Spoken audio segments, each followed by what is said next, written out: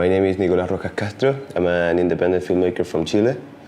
And I knew pretty early on that I wanted to tell stories, hopefully make movies. I was 13, I guess.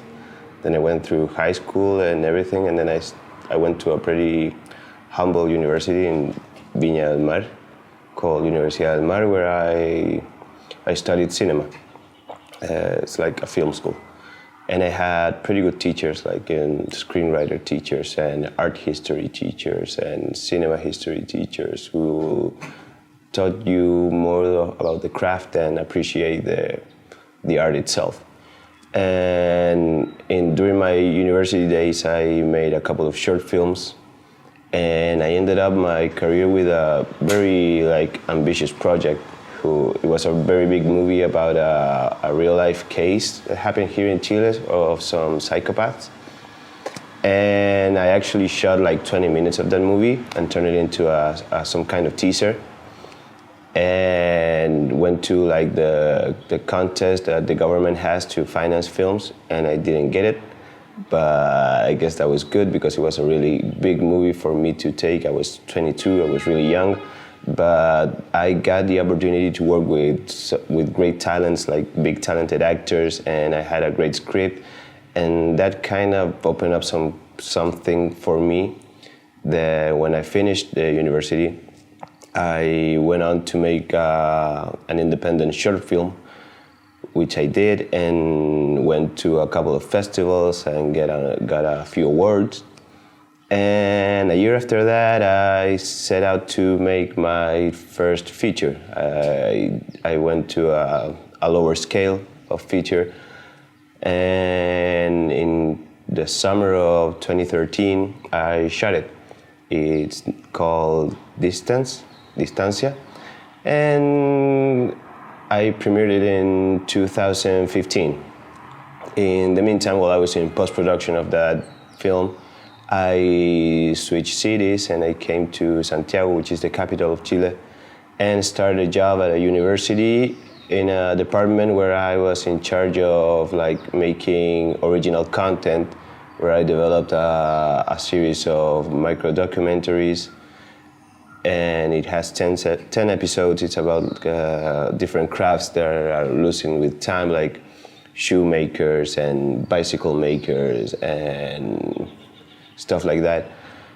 And then I made another project that consisted in grabbing a few independent musicians from Chile, a couple of them songs from theirs, and I gave them to illustrators who painted a picture of the song in a canvas, and that became a series of music videos that was along with the exposition, a museum exposition of the art itself.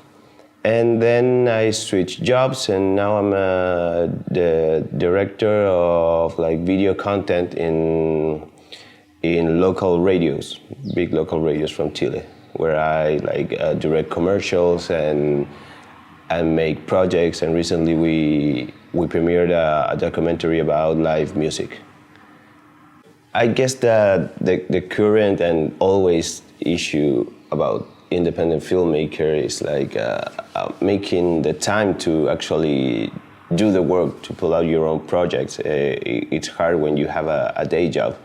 Lucky for me, my day job also consists on having a camera on hand and trying to develop stories.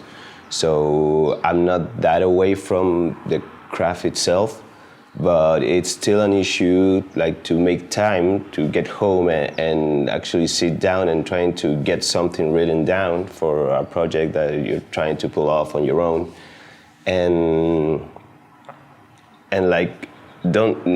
try not to let the day-to-day issues that work, family, love life, or whatever can come up to get in the way of what you're trying to do, because you actually have to be in a very peaceful or sort of peaceful mindset in order to actually get something done. It's really easy to start procrastinating and having a lot of self-doubt and mainly issues with oneself, I'm not good enough, or why am I going to do this if probably going to turn out worse than the previous thing that I did, which didn't actually turn out bad, but one, it's always its own critic. I think that the best way that you can deal with such issues is actually like be super headstrong and trying not to be the perfectionist that, in my case, I'm always trying to achieve. You know, I'm a real perfectionist, so it's kind of hard when you are halfway through a project and you realize that it's not what you originally had in your mind, and you don't find it perfect, and don't put it aside. It's actually the work itself that you need to keep doing. So I guess that the way I'm trying to deal with these issues is like, I don't know, trying to do it no matter what the outcome is. I mean, even if I'm young, I know a lot of young filmmakers out there that you have to keep doing the work. You know, you can't achieve like an amount of greatness in the craft if you don't actually do it. So I guess that you always keep on learning while you're doing. So it's really important to just push through it and keep doing no matter what. Don't think about what's coming next, you know, like once you get a job done and you put it out there, it's up to public opinion.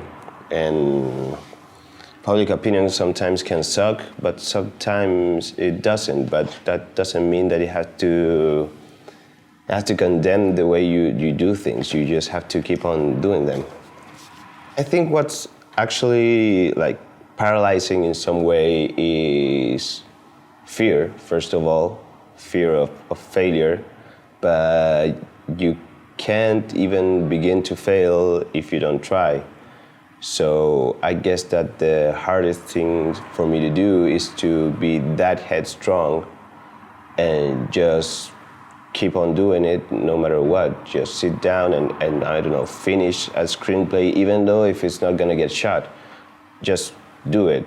Maybe have like 10, 20 screenplays locked in a drawer until they're gonna be just probably one. Could be a short film, could be a documentary, could be anything, but one that will get shot and then eventually is gonna come up with another different issues. But you just have to finish every project that you set your mind to do. I think that's really important because frustration is even worse when you set out to start something and you don't finish it. I don't know if there's any filmmakers out there that tend to deal with the same issues that I do, and I wonder, what do you do to, I don't know, overcome fear and keep pushing through?